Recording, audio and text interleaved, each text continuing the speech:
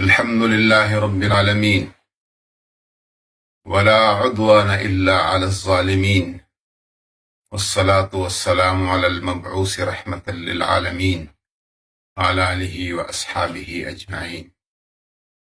يا أخ الكريم، يا شيخنا الجليل، يا سيد علامة إكرم الصبري، خطيب وإمام المسجد الأقصى الشريف،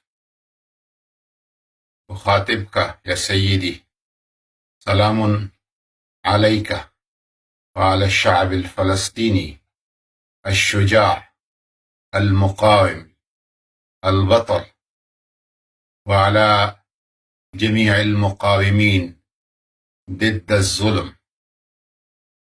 من باكستان أخوك نور الحق قادري، وزير شؤون الدينية والوئام بين الأديان. والله هذا العيد عيد محزون، وحوادث في القدس الشريف، في المسجد الأقصى، وفي غزة يؤلمنا ويجرح قلوبنا، ونحن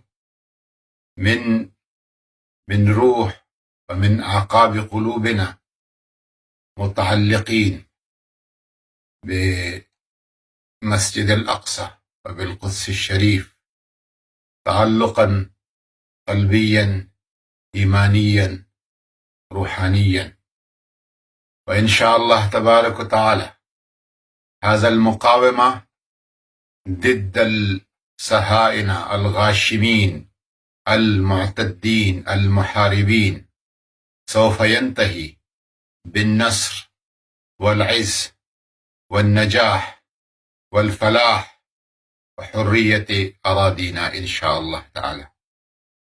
ونسلم عليكم من شعب باكستان ودولة باكستان والشعب الباكستان من أول يوم إلى يومنا هذا يقف مع جهود الفلسطينيين ومقاومة فلسطينية، وكما كرر هذا الموقف مرارا دولة رئيس الوزراء سيد عمران خان بأن لا نعترف بإسرائيل في أي حال ما، ولا يوجد لإسرائيل أي جواز شرعي وقانوني.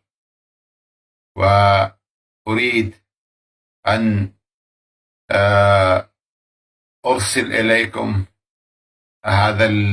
هذه الكلمات بواسطة قناة تلفزيون بلادنا، وسنصلي إن شاء الله تعالى الصلاة في مسجد الأقصى الشريف في ظل إمامتكم وقيادتكم إن شاء الله تعالى، والقدس الشريف يكون حرا من أيادي الصهاينة الظلمة الغاشمين المعتدين إن شاء الله.